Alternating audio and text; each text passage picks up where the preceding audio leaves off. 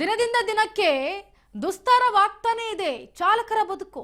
Auto LPG gas ಸಿಗದೆ auto ಚಾಲಕರು ಪರದಾಡ್ತಾ ಇದ್ದಾರೆ. ಶೇಷಾದ್ರಿಪುರಂ ಬಂಕ್ ಮುಂದೆ ಕೂಡ ನೂರಾರು ಆಟೋಗಳು ಸಾಲುಗಟ್ಟಿ ನಿಂತಿವೆ. ದಿನದಿಂದ ದಿನಕ್ಕೆ ಏರ್ತಾನೆ ಇದೆ ಚಾಲಕರ ಬದುಕು, ದುಸ್ತರವಾಗ್ಬಿಟ್ಟಿದೆ.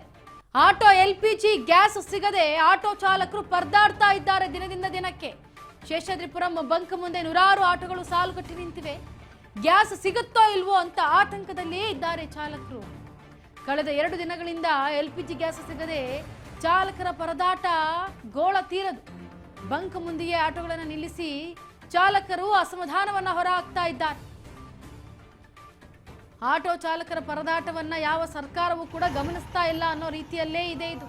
ಯಾಕಂದ್ರೆ ಎಲ್ಲಾದ್ರೂ ನೋಡಿ ನೀವು, ಯಾವ ಶೇಷಾದ್ರಿಪುರಂ ನೋಡಿದ್ರು ಅಷ್ಟೇ, ಯಾವ ಬೆಂಗಳೂರಿನಲ್ಲಿ ಬೇರೆ ಜಾಗಗಳಲ್ಲಿ ಎಲ್ಲಿ ನೋಡಿದ್ರು ಅಷ್ಟೇ, ಎಲ್ಲ ಕಡೆ ನೋ ಸ್ಟಾಕ್, ಹಾಗೆ ಎಲ್ಲ ಕಡೆ ಸಾಲುಗಟ್ಟಿ ಆಟೋ ಚಾಲಕರು ನಿಂತಿರೋದು. ಬೆಳಗ್ಗಿನ ಜಾವ 3 ಗಂಟೆಯಿಂದಲೇ ಬಂದು ನಿಂತಿರ್ತಾರೆ ಕ್ಯೂನಲ್ಲಿ. ಯಾಕೆ? ಏನು ಗ್ಯಾಸ್ ಸಿಗಬಹುದು, ಇವತ್ತಿನ ದಿನಕ್ಕೆ ನಮಗೆ ಊಟಕ್ಕೆ ಆಗಬಹುದು, ಅಥವಾ ನಮ್ಮ ಸಂಸಾರ ಇವತ್ತು ತೂಗಿಸಬಹುದು ಅನ್ನೋ ನಿಟ್ಟಿನಲ್ಲಿ ಎದ್ದು ಬರ್ತಾರೆ. ಅದರಲ್ಲೂ ಮಹಿಳಾ ಮಣಿಯರು ಕೂಡ ಇದ್ದಾರೆ ಆಟೋ ಓಡಿಸೋರು. ಅವರ ಜೀವನ ಹೇಗೆ ಎಲ್ಲವನ್ನೂ ಕೂಡ ಗಮನಿಸಬೇಕು. ಆಟೋ ಓಡಿಸೋದು ಅಷ್ಟು ಸುಲಭ ಅಲ್ಲ, ಅವ್ರಿಗಿರೋ ಅಷ್ಟು ಕಷ್ಟ ಬೇರೆ ಯಾರಿಗೂ ಇಲ್ಲ ಅನ್ಸುತ್ತೆ. ಅಂದರೆ ಅವರವರ ವೃತ್ತಿಯಲ್ಲಿ ಅವರವರಿಗೆ ಕಷ್ಟ ಇರುತ್ತೆ. ಆದರೆ ಆಟೋ ಚಾಲಕರಿಗೆ ನೋಡಿ, ಯಾವುದೇ ಒಂದು ಸರ್ಕಾರದ ಪರವಾಗಿ ಪ್ರಚಾರ ಮಾಡಬೇಕು ಅಂದರೆ ಆಟೋದವರು ಬೇಕಾಗ್ತಾರೆ. ಆಟೋದವ್ರಿಗೆ ಹಿಂಬದಿಯಲ್ಲಿ ಆ ಒಂದು ಪ್ರಚಾರದ ಪೋಸ್ಟರನ್ನು ಕೊಟ್ಟು ಅಂಟಿಸ್ಬಿಟ್ಟು ಪ್ರಚಾರವನ್ನು ಮಾಡೋದಕ್ಕೆ ಆಟೋವನ್ನು ಬಳಸ್ಕೊಳ್ಳೋ ನೀವು ಯಾಕೆ ಇವರ ಒಂದು ತೊಂದರೆ ಆಗ್ತಾ ಇರೋದನ್ನು ಯಾಕೆ ಗಮನಿಸ್ತಾ ಇಲ್ಲ? ಗಮನಿಸಿದ್ರು ಸುಮ್ಮನೆ ಯಾಕೆ ಕಣ್ಣು ಮುಚ್ಚು ಕೂತಿದ್ದೀರಿ?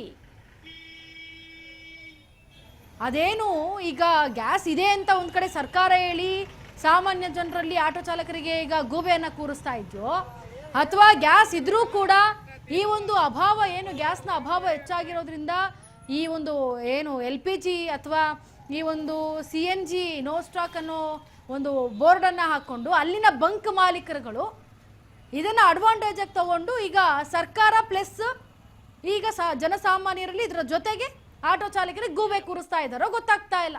ಇಲ್ಲಿ ಸರ್ಕಾರವನ್ನು ನಂಬಬೇಕೋ ಇಲ್ಲ ಬಂಕ್ಗಳ ಮಾಲೀಕರು ಹೇಳೋದನ್ನ ನಂಬಬೇಕೋ? ನೋ ಸ್ಟಾಕ್ ಅಂತ ಹೇಳಿರೋದನ್ನ ಬಂಕ್ ಮಾಲೀಕರು ಅದನ್ನ ಆಟೋ ಚಾಲಕರು ನಂಬಬೇಕೋ?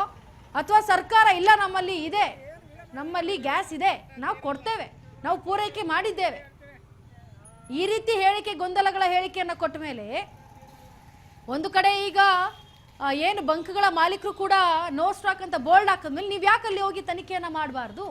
ತನಿಖೆಯನ್ನು ಮಾಡಿ ನಿಜವಾಗ್ಲೂ ಫ್ಯಾಕ್ಟ್ ಇದೆಯಾ ಇಲ್ವಾ ಅಂತ ಚೆಕ್ ಮಾಡಿ ಅಧಿಕಾರಿಗಳು ನೀವು.